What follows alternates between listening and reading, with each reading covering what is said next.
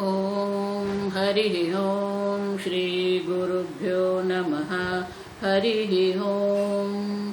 ओम शन्नो मित्र शं वरुणः शन्नो भवत्वर्यमा शन्न इन्द्रो बृहस्पतिः नो विष्णुरुक्रमः। नमो ब्रह्मणे नमस्ते वायो त्वमेव प्रत्यक्षं ब्रह्मासि त्वमेव प्रत्यक्षं ब्रह्म वदिष्यामि ऋतं वदिष्यामि सत्यं वदिष्यामि तन्मामवतु तद्वक्तारमवतु अवतु माम् अवतु वक्तारम्। ओम शांति शांति शांतिः। ओम सहना भवतु सहनौ भुनक्तु सह वीर्यं करवावहै तेजस्विनावधीतमस्तु मा विद्विषावहै।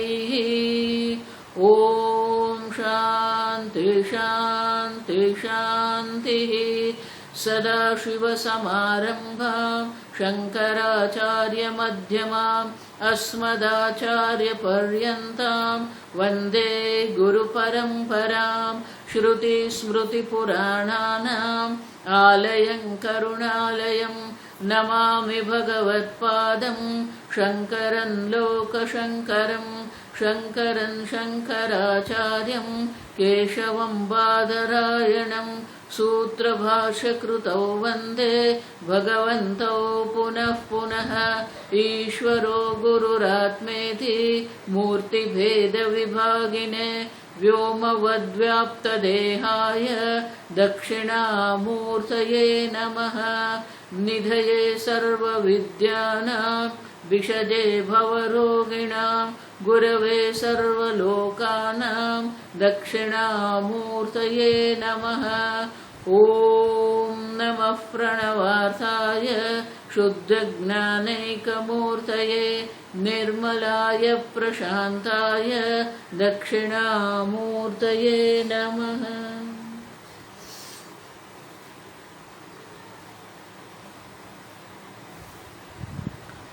ओम नमः श्री शंकरानंद गुरुपादाम्बुजन्मने सविलास महामोह ग्राह ग्रासैक कर्मणे।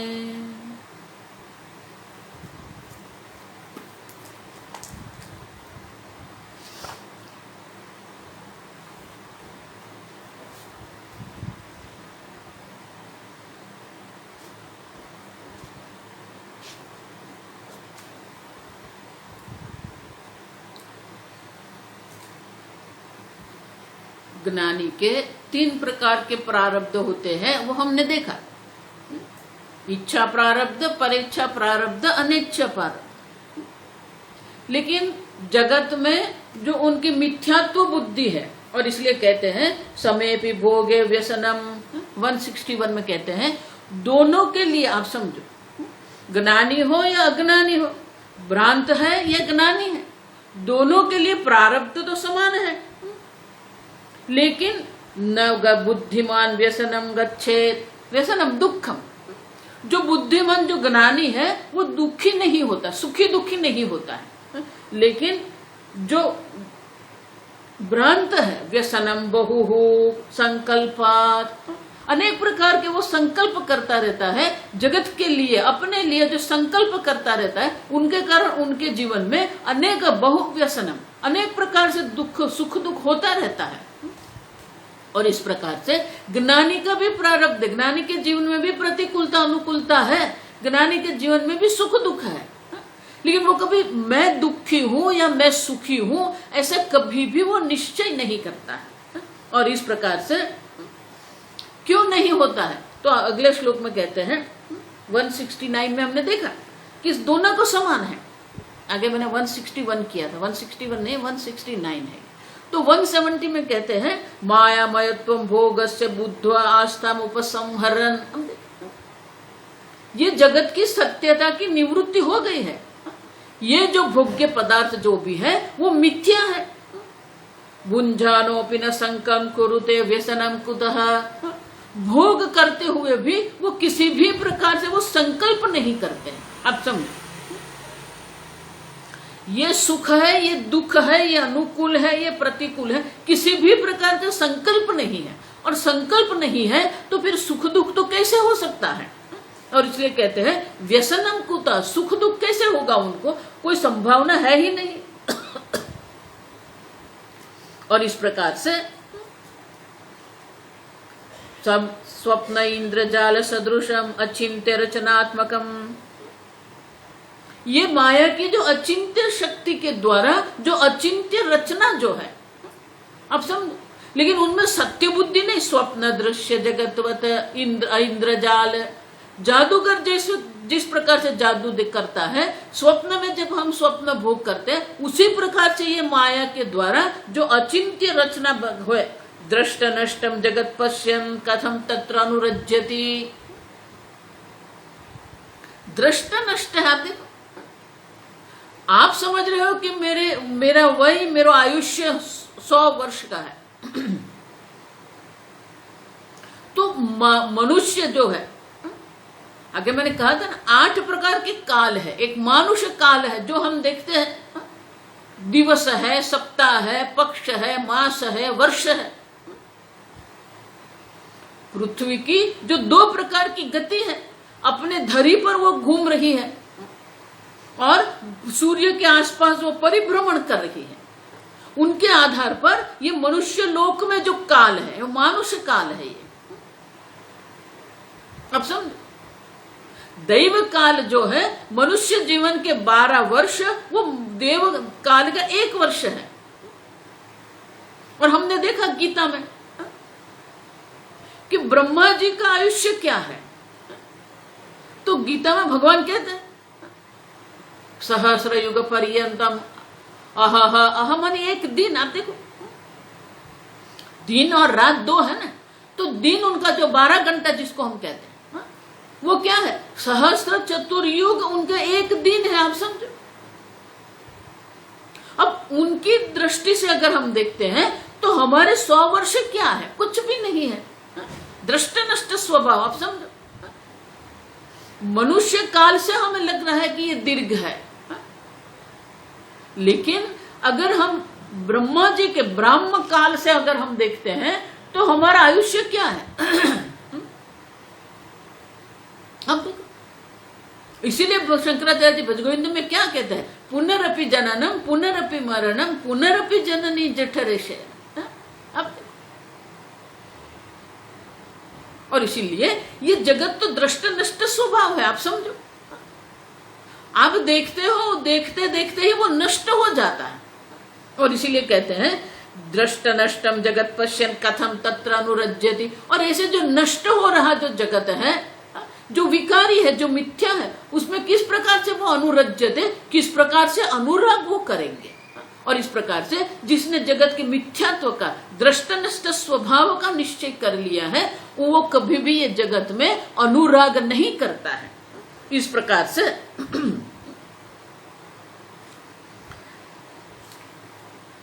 ज्ञानी जन जो है कभी भी आसक्त नहीं होते। उनके लिए कहते हैं स्वप्न स्वस्वप्न आपारोक्षेण दृष्टवा स्वप्न।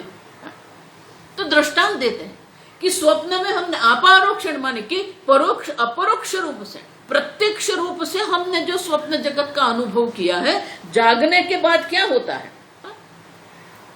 वो मिथ्या हो जाता है, उनका कोई सत्यता रहती नहीं है।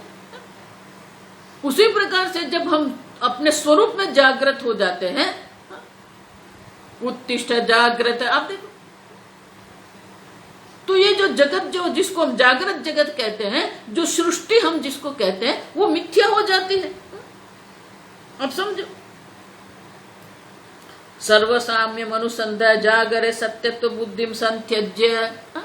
जागृत में भी ये सत्यत्व बुद्धि जो है उनका त्याग हम कर देते हैं। अनुरज्यति, पूर्ववत पहले हम अनुराग होता तो सत्य बुद्धि के कारण, अब मिथ्या बुद्धि के कारण वो ज्ञानी कभी भी उनमें अनुराग नहीं करते हैं। अब समझो, और इस प्रकार से मिथ्यात्व का बोध हो गया। मिथ्यात्व का बोध के कारण वो कभी भी उनमें कभी राग नहीं करेंगे।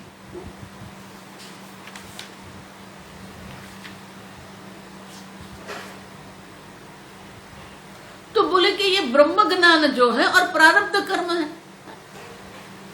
ज्ञानी को ब्रह्म विद्या, ब्रह्म ज्ञान के बाद भी उनका प्रारब्ध कर्म रहता है। तो बोले कि ब्रह्म विद्या और प्रारब्ध कर्म जो है दोनों का विषय ही अलग है। आप समझो, हम दोनों को एक नहीं देख सकते। निर्बंध तत्व विद्या इंद्रजालत्व संस्मृत हो। अब देखो, ब्रह्म विद्या जो है, ब्रह्म विद्या के द्वारा ब्रह्म सत्यम जगन मिथ्या। अब देखो, तो ब्रह्म विद्या का जो आग्रह जो है वो कहां पर है? इंद्रजालम। अब जगत का मिथ्यात्व का निश्चय है।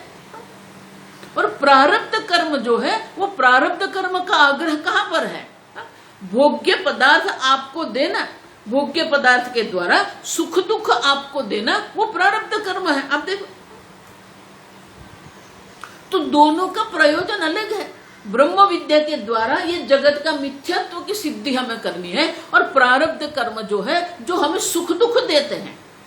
आप समझो, ये बहुत सुंदर है। ये प्रारब्ध कर्म जो है जो कर्म फल हमें देते हैं, वो कर्म फल के द्वारा जो हमें सुख और दुख की अनुभूति होती है। पूज्य स्वामी जी इसलिए हमेशा कहते हैं, पाप जो है वो दुख देते हैं, पुण्य जो है वो हमें सुख देते हैं। तो प्रारब्ध कर्म का प्रयोजन हमें सुख दुख देने में है। आप समझो, भोग्य पदार्थ जो भी हो सकता है, लेकिन वो भोग्य पदार्थ के द्वारा हम सुखी होते हैं या दुखी होते हैं, वो प्रारब्ध कर्म निश्चित करेंगे। और इसलिए कहते हैं ब्रह्म विद्या का जो विषय है, आग्रह जो है वो जगत के मिथ्यात्व की सिद्धि के लिए है, और प्रारब्ध का जो आग्रह है वो सुख दुख देने के लिए है। और इसलिए दोनों जो है अलग है। फिर भी आप समझो ये ठीक से, विद्यारब्धे विरुध्यते न भिन्न विषयत्वतः। फिर भी ये दोनों परस्पर विरोधी नहीं है। ब्रह्म विद्या और प्रारब्ध कर्म दोनों परस्पर विरोधी नहीं है। आप समझो क्यों? क्योंकि दोनों का विषय ही अलग है। विरोधी कब होते हैं? दोनों के विषय एक होंगे तो हम विरोधी कह सकते हैं। और इसलिए कहते हैं भिन्न विषयत्व।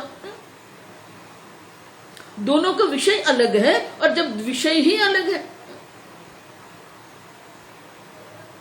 तो दोनों में विरोध हम देख नहीं सकते हैं। और इसलिए कहते हैं जगत सत्यत्व आपाद्य प्रारब्धम भोजयेद यदि तदा विरोधी विद्या या भोगात मात्र न सत्यता। अब देखो, तो कहते हैं कि प्रारब्ध कर्म जो है, प्रारब्ध कर्म के कारण वो ज्ञानी जो है वो क्या करेंगे?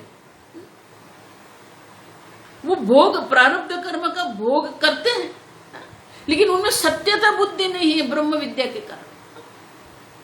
और इसीलिए ब्रह्म विद्या जो ज्ञानी जो है वो भी कभी प्रारब्ध कर्म का विरोध नहीं करते हैं, क्योंकि वो भी मिथ्या थे। आप देखो, और इसलिए कहते हैं जिस प्रकार से हम नाटक में विनोद करते हैं, अब देखते हैं चलचित्र हम देखते हैं, नाटक देखते हैं, तो उसमें जब विनोद है उसी प्रकार से ज्ञानी के लिए प्रारब्ध कर्म भी एक विनोद हो जाता है। आप समझो, उनमें सत्य बुद्धि रहती नहीं है।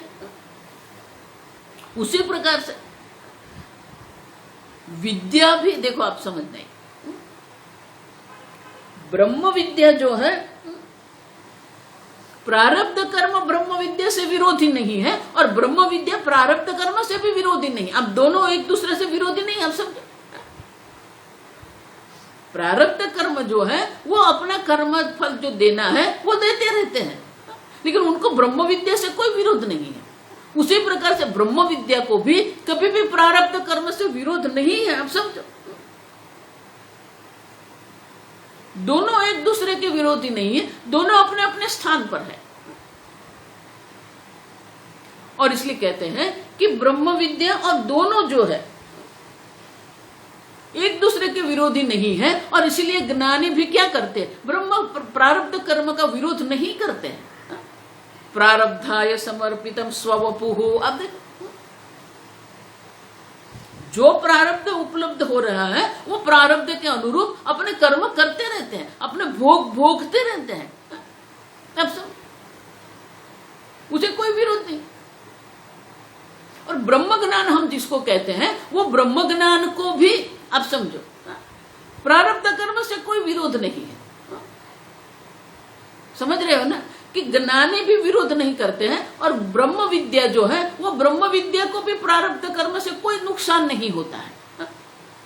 और इसलिए कहते हैं, और ये आप कैसे कह सकते हो, तो कहते हैं कि श्रुति माता स्वयं कह रही तत्रत्वस्य जगतः स्वात्मा पश्येत तत्र केन कम जिघ्रेत कम वदेत। अब देखो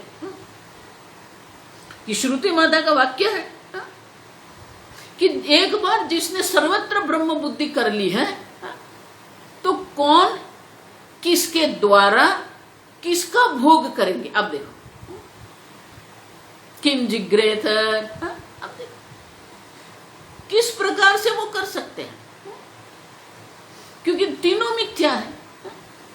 भोक्ता भी मिथ्या है, भोग्य भी मिथ्या है, भोग की जो प्रक्रिया है वो भोग भी मिथ्या है। अब देखो केन पश्यति किम पश्यति, आप देखो कह तत्र केन कम किम पश्येत है, कौन क्या किसके द्वारा देख रहा है, कौन क्या किसके द्वारा भोग कर रहा है।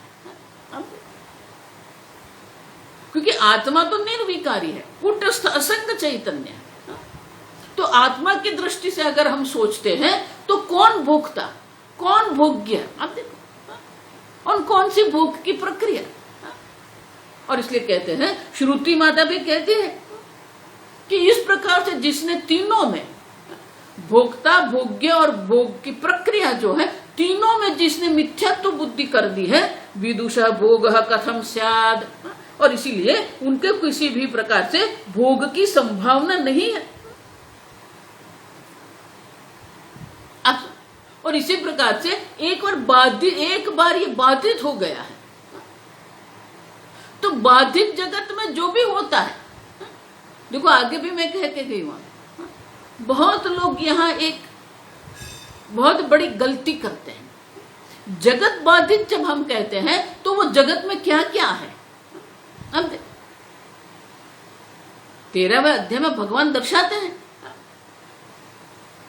कि जब हम कहते हैं क्षेत्रज्ञम चापि माम विद्धि सर्व क्षेत्रेषु भारत इदम शरीरम कौन्तेय क्षेत्रमिति अभिधीयते। आप देखो ये ठीक से समझो, ये शरीर क्षेत्र है, ये जगत क्षेत्र है, विषय है, वो हमारे लिए स्पष्ट है। और इसलिए भगवान को ये नहीं कहना पड़ता कि ये जगत विषय है, क्षेत्र है। लेकिन ये शरीर में हम आत्मा बुद्धि करके बैठे हैं, देहात्म बुद्धि है, और यहां से हमें विवेक करना है। तो विवेक के लिए भगवान क्या कहते हैं, ये शरीर अर्जुन क्षेत्र है और आप जो चैतन्य स्वरूप आत्मा है वो क्षेत्रज्ञ है। लेकिन ये शरीर मात्र क्षेत्र है नहीं,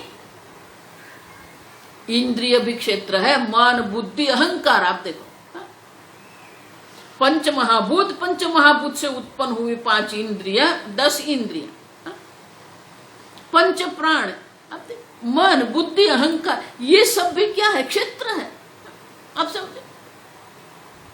तो जब हम जगत शब्द का प्रयोग करते हैं तो जगत में ये अहंकार से आरंभ करके ये संपूर्ण विश्व तक है। तो जब अहंकार ही बाधित हो गया है, अहंकार बाधित हो गया है, भोक्ता बाधित हो गया है, मन बाधित हो गया है, तो कौन भोग करेगा, किसके द्वारा भोग करेगा। आप देखो, और इसे कह के न कम पश्येत। आप देखो, क्योंकि जो हम दर्शन क्रिया कर रहे हैं तो दर्शन क्रिया भी मिथ्या है। अब क्योंकि सब जगत के अंतर्गत है, आत्मा से अन्य जो भी अहंकार से आरंभ करके ये संपूर्ण विश्व तक जो जगत है वो तो मिथ्या है। वो मिथ्या जगत में सब हो रहा है। कल मैंने कहा ना, इंद्रियाणि इंद्रियार्थेषु वर्तन्ते। मिथ्या इंद्रिय जो है मिथ्या भोग कर रही है, मिथ्या विषय ग्रहण करती है। और जब मिथ्या विषय ग्रहण होते हैं तो मन में सुख दुख की भी भावना होगी।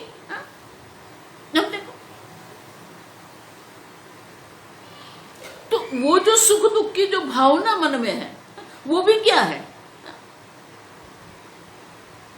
आप समझो। मन सुखी होता है, मन दुखी होता है। सुखी मन या दुखी मन के आप तो साक्षी चैतन्य हैं। अब समझ। और इसलिए कहते हैं कि श्रुति माता भी यही कह रही है कि प्रारब्ध कर्म से जो उपलब्ध हो रहा है, प्रारब्ध कर्म से ये शरीर है, प्रारब्ध कर्म से मन है, प्रारब्ध कर्म से बुद्धि है, प्रारब्ध कर्म से ये जगत है, प्रारब्ध कर्म से संबंध है। आप समझो, एक सुभाषित बहुत सुंदर है। अगर आप कहते हो कि अत्यंत परिश्रम से धन की प्राप्ति होती है, तो कहते हैं कि ये जो रास्ता बनाने वाले जो मजदूर लोग होते हैं वो तो बहुत परिश्रम करते हैं, तो क्या उनको धन मिल गया? नहीं। आप समझो, परिश्रम से अगर धन प्राप्त होता है तो सबसे अधिक धन उनके पास होना चाहिए कि मजदूर लोग 12-12 घंटे तक श्रम करते हैं। और अगर आप कहते हो नहीं नहीं मेरी बुद्धि से मैंने इतनी कमाई कर ली है, तो आप बुद्धिमान है इसीलिए आपको धन की प्राप्ति होती है। आप समझो, तो कहते हैं कि बहुत सारे पंडित लोग हैं, विद्वान लोग हैं, ब्राह्मण लोग हैं, वो दरिद्र है। अब समझ, अगर आपको परिश्रम से धन की प्राप्ति होती है, आपकी बुद्धि से अगर आपको धन की प्राप्ति होती है, तो बहुत सारे ऐसे बुद्धिमान लोग हैं, बहुत सारे ऐसे विद्वान लोग हैं जो दरिद्र हैं। इनका अर्थ क्या हुआ? समझ रहे हो?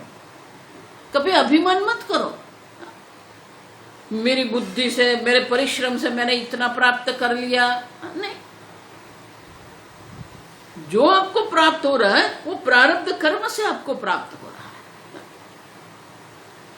अगर आपके प्रारब्ध में लिखा है तो थोड़ा ही मेहनत, अब थोड़ी है परिश्रम करेंगे आपको मिल जाएगा। और अगर प्रारब्ध में नहीं लिखा है, आप कितना भी परिश्रम कर लो आपको प्राप्त नहीं होगा। आप समझो ये ठीक से। और इसीलिए ज्ञानी जन समझते हैं कि ये प्रारब्ध कर्म से सब हो रहा है। जो प्राप्त होता है वो भी प्रारब्ध कर्म है, न प्राप्त होता है वो भी प्रारब्ध कर्म ही है। दैवम जिसको हम कहते हैं, यत्न भी है, काल भी है, लेकिन दैवम जो है वो महत्व का है। देखो अर्जुन भी ये समझता था। भगवान ने जब द्वारिका जब अर्जुन गया तो दुर्योधन वहां बैठा था। आपको सुनाई दे रहा है? मुझे कोई कह रहा है कि सुनाई नहीं देता है। कोई मैसेज भेज दो, सुनते हो कि नहीं सुनते हो? ठीक है। तो आप देखो, तो अर्जुन और दुर्योधन दोनों गए। अब जब अर्जुन वहां पहुंचा तो दुर्योधन वहां था। तो दुर्योधन भगवान के मस्तक के पास बैठा था, अर्जुन भगवान के चरण के पास बैठ गया। अब सुन रहे हो कि नहीं? कि कोई मुझे मैसेज भेजो तो मुझे पता चल जाए। ओके। तो वहां पर भगवान ने क्या कहा कि मैंने पहले अर्जुन को देखा है और इसलिए पहले अर्जुन मांगेगा, और आपके पास ये विकल्प में रखता हूं, एक और मेरी अजय द्वारिका सेना है। द्वारिका की सेना है पूर्ण, और एक और मैं हूं जो कभी भी किसी भी प्रकार से आयुध में पकड़ूंगा नहीं। अब तो अर्जुन ने क्या किया? अर्जुन के पास तो कम था, 7 अक्षौहिणी सेना थी। दुर्योधन के पास 11 अक्षौहिणी सेना थी। फिर भी अर्जुन ने भगवान की द्वारिका की सेना मांगी नहीं। आप देखो अर्जुन ने क्या कहा, भगवान आप मुझे चाहिए। अब समझो, ये भगवान जो है वो दैवम। अर्जुन जानता था कि अगर दैवम मेरे पक्ष में है तो भले मेरी सेना कम है, लेकिन अगर दैवम मेरे पक्ष में है, दैवम अनुकूल है, तो विजय अवश्य है। आप समझो ठीक से। आप समझे, ये प्रारब्ध कर्म का खेल है। और ज्ञानी भी समझते हैं कि ये सब प्रारब्ध कर्म से हो रहा है। ज्ञान और परिश्रम से प्रारब्ध कर्म, धन संपत्ति का कोई संबंध नहीं। आप समझना ठीक से। बहुत सारे लोग बहुत अहंकार करके बैठ गए हैं।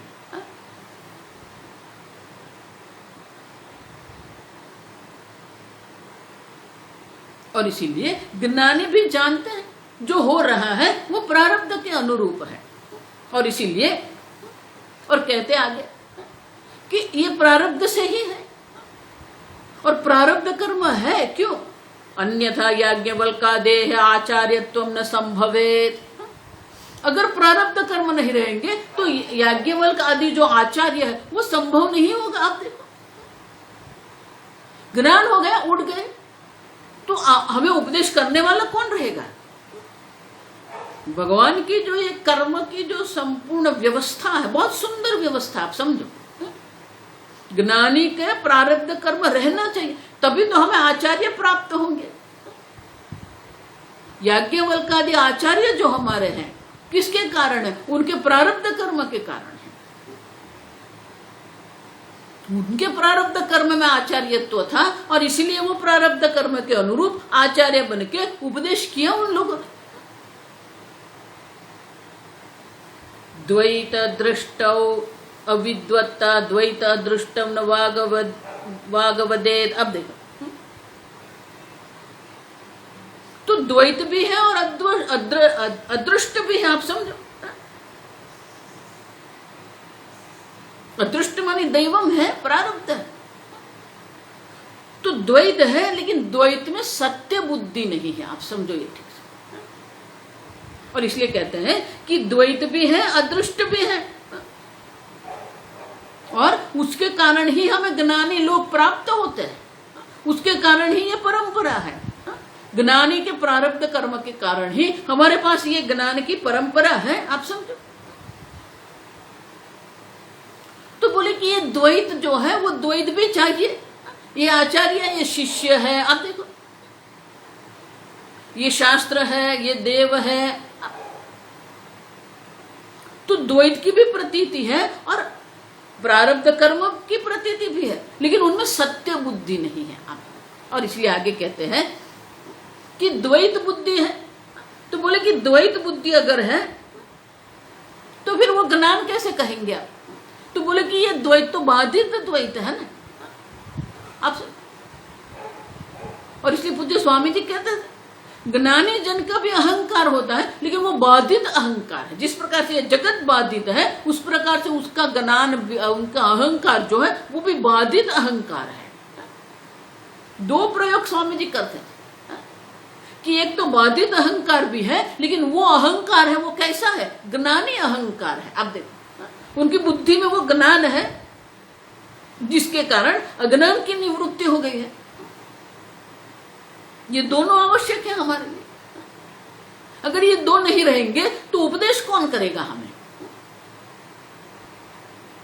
इसलिए स्वामी जी कहते हैं एनलाइटन ईगो, ऐसा कह रहे हैं, ज्ञानी अहंकार है ये, जहां अज्ञान की कोई संभावना नहीं है।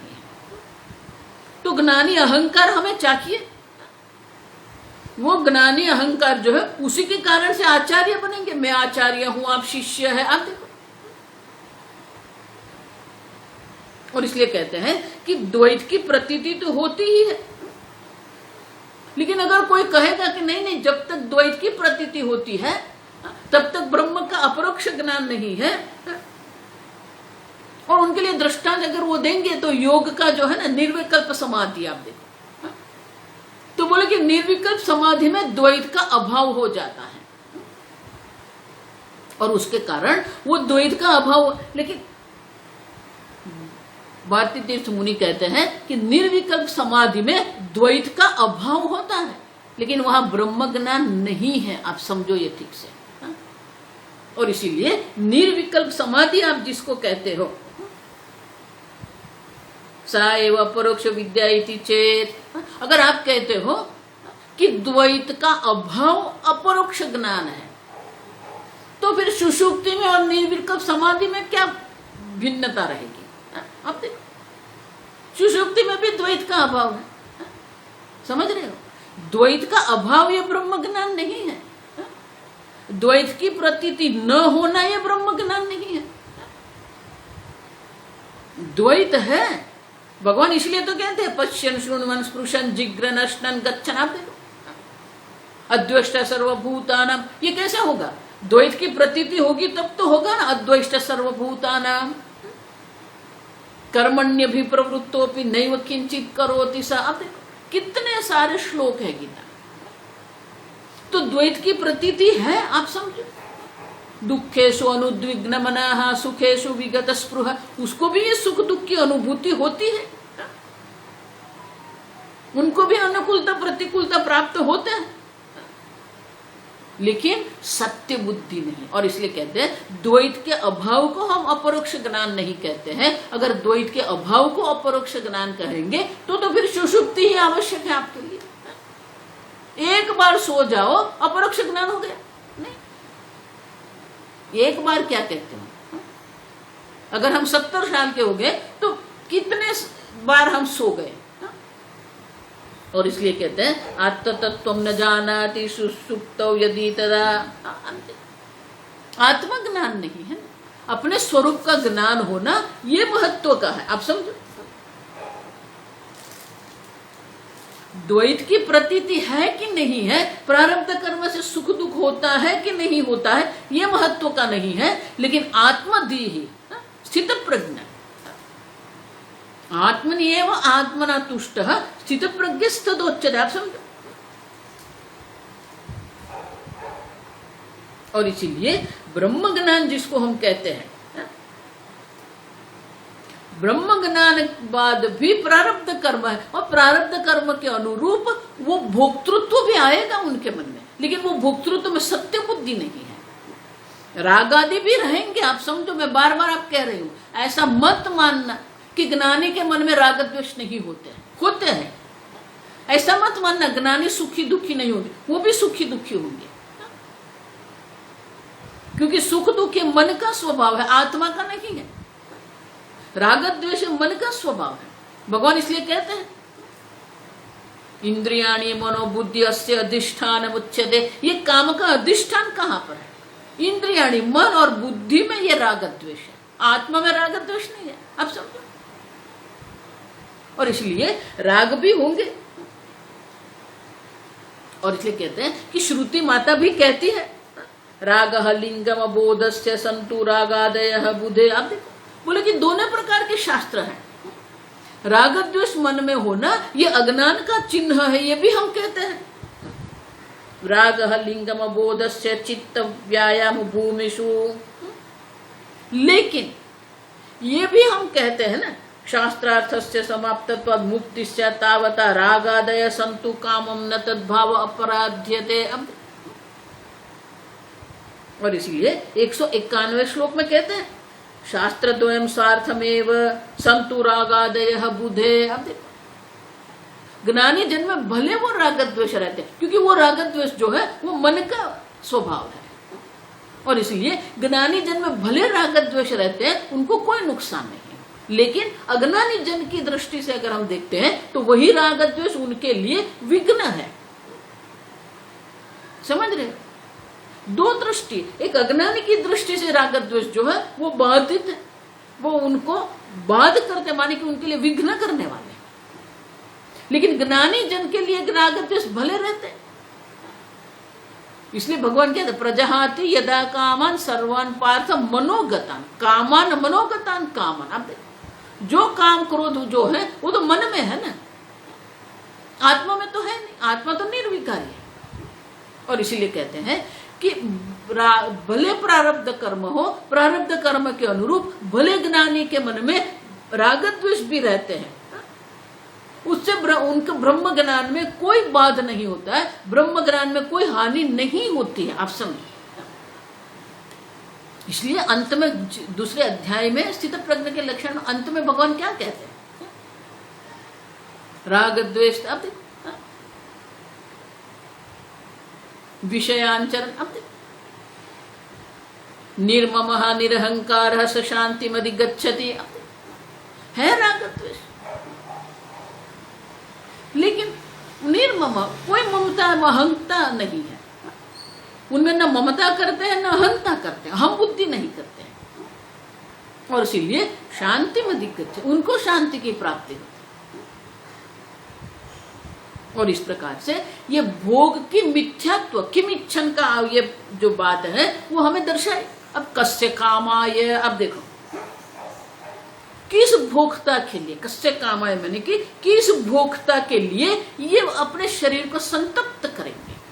तो कस्य कामाय का अर्थ दर्शाते हुए कहते हैं दो बात है, आप समझे, जगत मिथ्यात्व, स्वात्म संगता। अब देखो समीक्षण सम्यकतः जब दर्शन आत्मा दर्शन हो गया है, दो बात हुई, जगत का मिथ्यात्व भी हो गया है और आत्मा की असंगता की जब प्राप्ति हो गई है,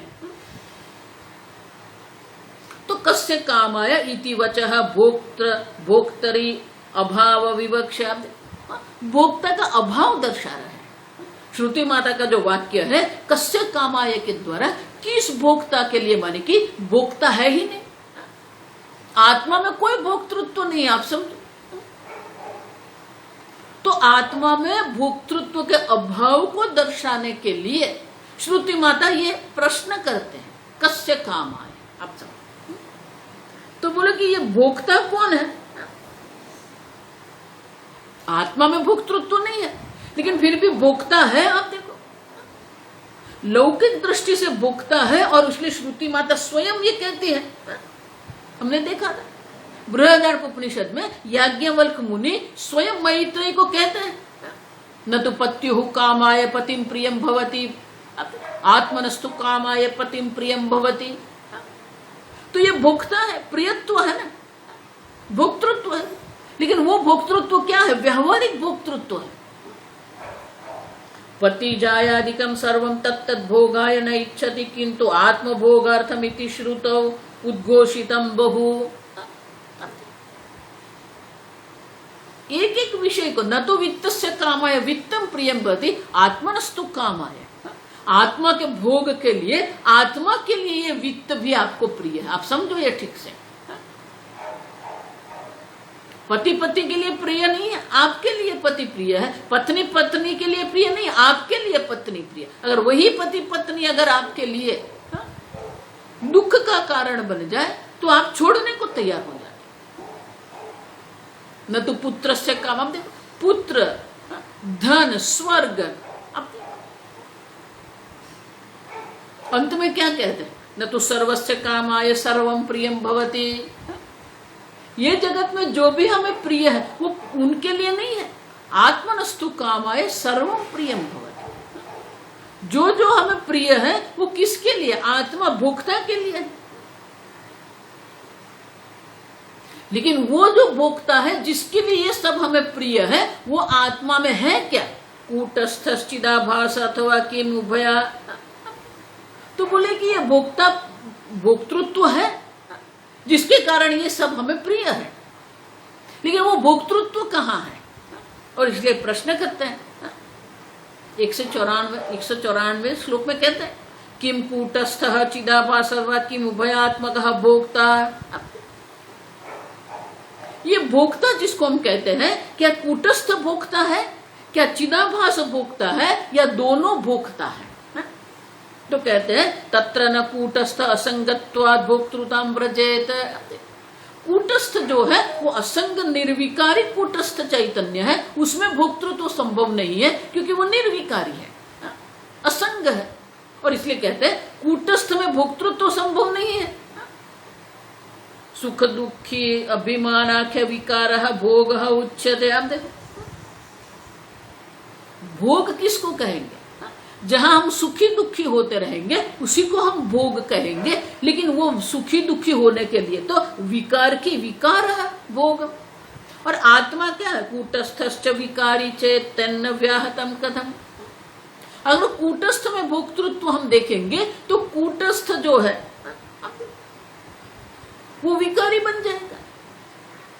तो आप कूटस्थ शब्द के द्वारा तो हम निर्विकारी असंग चैतन्य कहते हैं, कूटस्थ शब्द का अर्थ ही है निर्विकारी असंगता। तो बोले व्याहत, ये तो वद तो व्याघात हो जाएगा। कूटस्थ में अगर आप भोक्तृत्व देखेंगे तो वो तो वद तो व्याघात हो जाएगा, बोलने में ही विरोधाभास है। अगर कोई आपको कहेगा मम मुखे जिह्वा नास्ति, आप देखो तो वो अगर उनके मुख में जिह्वा नहीं है तो वो बोलेगा कैसे, आप समझ। तो बोलने में ही विरोधाभास है। और इसलिए कहते हैं कूटस्थ में किसी भी प्रकार से भोक्तृत्व संभव नहीं है। आप समझो। तो बोले कि चिदाभास में है, चिदाभास विकारी बुद्धि आधीनत्वाद आभासे विकृतवपि। बोले चिदाभास में भोक्तृत्व है, तो बोले चिदाभास में भोक्तृत्व संभव नहीं है। क्यों? वो तो जड़ है। निरधिष्ठान विभ्रांति केवला नहीं तिष्ठति। केवल चिदाभास जो है वो संभव नहीं है, उनका अधिष्ठान चैतन्य होना चाहिए।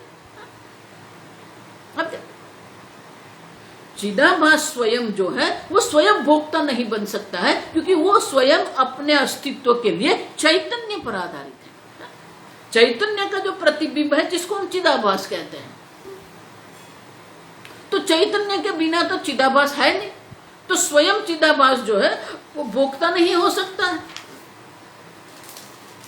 क्योंकि वो स्वयं मिथ्या है, जड़ है। आप समझो। तो फिर क्या होगा? उभयात्मक एव अतः लोके भोक्ता निगद्यते। और इसीलिए उभयात्मक चिदाभास और कूटस्थ दोनों मिलके ही ये भोक्ता बनता है।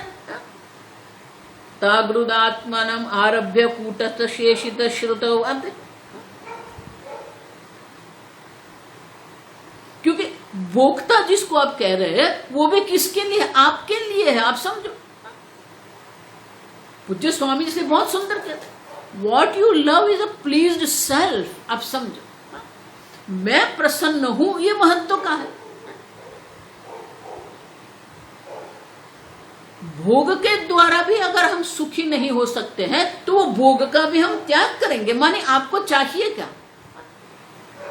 मैं प्रसन्न हूं कि नहीं, मुझे आनंद प्राप्त हुआ कि नहीं। आप देखो, संपूर्ण जगत जो है आत्म केंद्रित है। आप समझना ये ठीक से। और इसीलिए कूटस्थ भी आवश्यक है। कूटस्थ के बिना भोक्तृत्व संभव नहीं है, लेकिन भोक्तृत्व कूटस्थ में नहीं है। आप समझो। जिस प्रकार से मिट्टी के बिना घड़ा संभव नहीं है, लेकिन घट के बिना मिट्टी है। आप देखो। और इसलिए आगे कहेंगे अन्वय व्यतिरेक हमें करना पड़ेगा। और इसीलिए दोनों मिलके चिदाभास भी आवश्यक है, और बुद्धि में जो चिदाभास है वो भी आवश्यक है, और कूटस्थ चैतन्य भी आवश्यक है। दोनों मिलके ही ये भोक्तृत्व होता है। और इसीलिए आत्म तत्व का ज्ञान कराने के लिए ही बृहदारण्यक उपनिषद में याज्ञवल्क्य मुनि क्या करते हैं? ये भोक्तृत्व से आरंभ करते हैं। आत्मा कथम इति युक्ते याज्ञवल्क्यः विबोधयन्। ये भोक्ता है जिसके लिए आप ये सब कर रहे हैं, लेकिन वहां से आरंभ करके कहां जाएंगे? कूटस्थ शेषित। जो बाकी रहेगा वो तो कूटस्थ निर्विकारी चैतन्य है। देखो, ये वेदांत जो है ना, आप जहां है वहां से ही वेदांत आरंभ करते हैं। और इसलिए याज्ञवल्क्य मुनि भी जो मैत्रेय को उपदेश करते हैं तो वो भोक्ता आत्मा की बात करते हैं। वहां से आरंभ करके शेष क्या रहता है? कूटस्थ चैतन्य। असंगम तम परिशेषयेत्। जो परिशेष रहेगा, अवशेष वो रहेगा, बाकी रहेगा, वो तो चैतन्य है, असंग चैतन्य। असंगो ही अयम न सज्जते। आप देखो। और इस प्रकार से हर एक उपनिषद में अगर आप देखेंगे तो आरंभ तो वहां से ही होगा, लेकिन अंत में जो रहता है कूटस्थ सत्यताम स्वस्मिन् अध्यस्य आत्मनः अविवेकतः। आप देखो,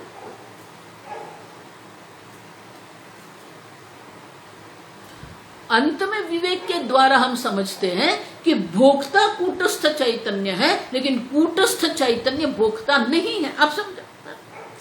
तात्विकीं भोक्तृत्वं मत्वा न कदाचित्। अब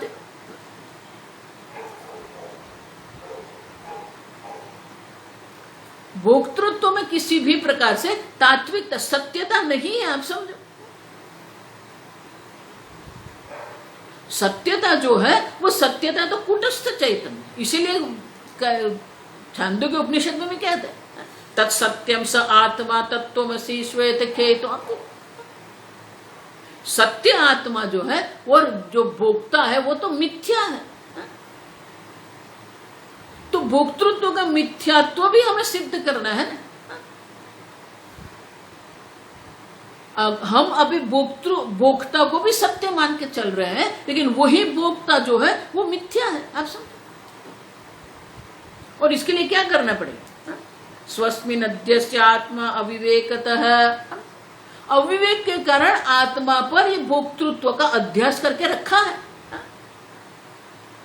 कूटस्थ की जो सत्यता है वो भी हमने भोक्तृत्व पर डाल के रखी है।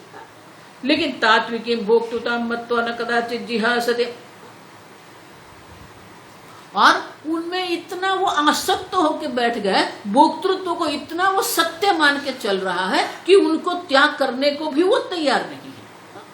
देखो, इसलिए मैं कहती हूँ ये जगत मिथ्या है, ये कहना बहुत सरल है, लेकिन ये भोक्ता मिथ्या जो है, भोक्तृत्व का जो मिथ्या है, अहंकार का जो मिथ्यात्व है, मन का मिथ्यात्व जो है, वो इतना सरल नहीं है। आप समझना,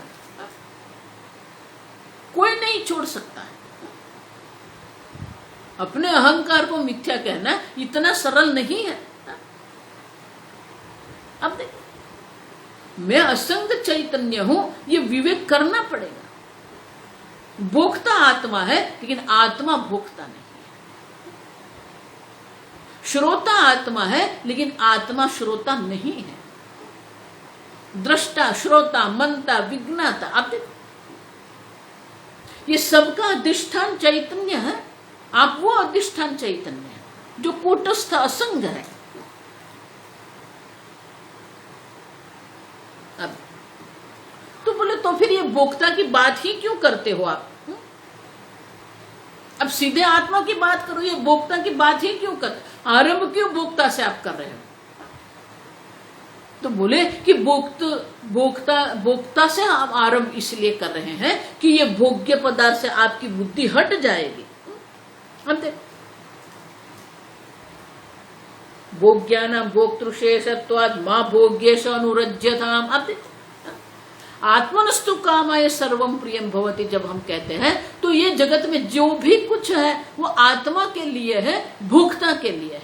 तो हमारी बुद्धि जो बाह्य जगत में घूम रही है, वहां से हमारी बुद्धि कहाँ आ जाएगी? अहम पर आ जाएगी। अब देखो, आप भोग्य पदार्थ से आपकी बुद्धि को हटाने के लिए ये आरंभ करना पड़ता है।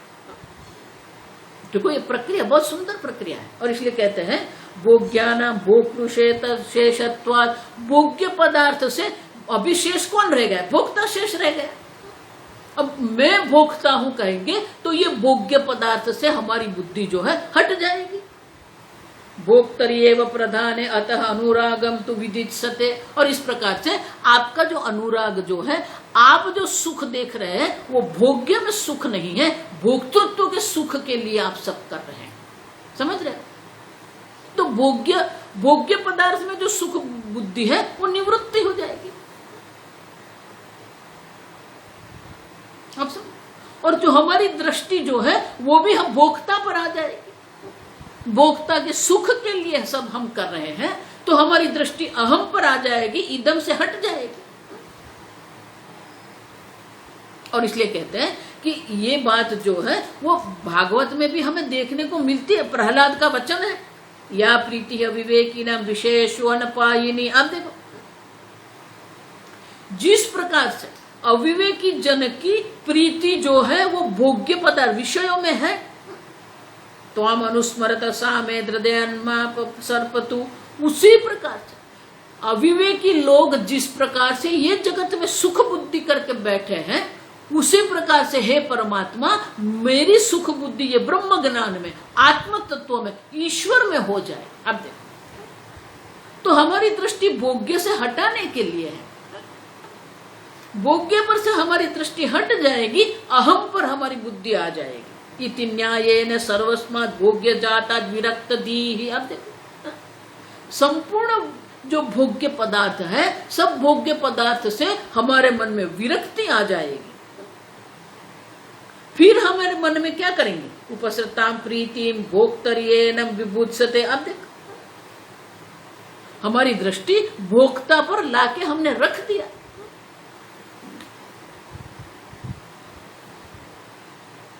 अब भोक्ता पर हमने जब लाके रख दिया, फिर क्या करना है? तो बोले कि अब भोक्ता पर आपने बुद्धि क्यों लाके रख दी, ये भोग्य पर क्यों रखा? तो उनके लिए 4 दृष्टांत देते, बहुत सुंदर है। आप देखो, कल हम वो देखेंगे, बहुत सुंदर है। 4 दृष्टांत के द्वारा हमें समझाते हैं कि ये इदम से हमारी बुद्धि हट जाएगी, अहम भोक्ता पर हमारी बुद्धि जो आ जाती है वो बहुत आवश्यक है। और उनके लिए बहुत सुंदर जो है 4 दृष्टांत देते हैं 4 विषय के लिए। आप समझो, माने कि 4 प्रयोजन है उनके, 4 विषय के द्वारा 4 प्रयोजन हमें दर्शाते हैं, वो हम कल देखेंगे।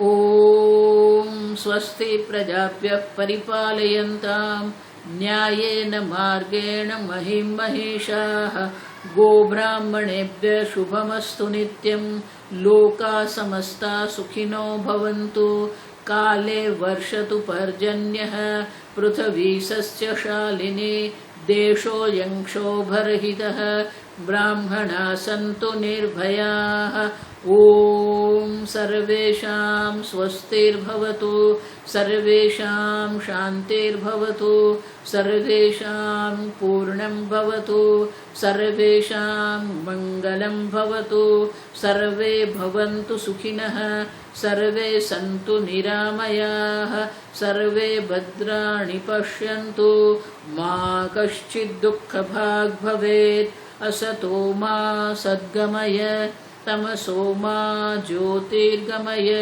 मृत्योर्मा अमृतंगमय ओम पूर्णमदः पूर्णमिदं पूर्णात् पूर्णमुदच्यते पूर्णस्य पूर्णमादाय पूर्णमेवावशिष्यते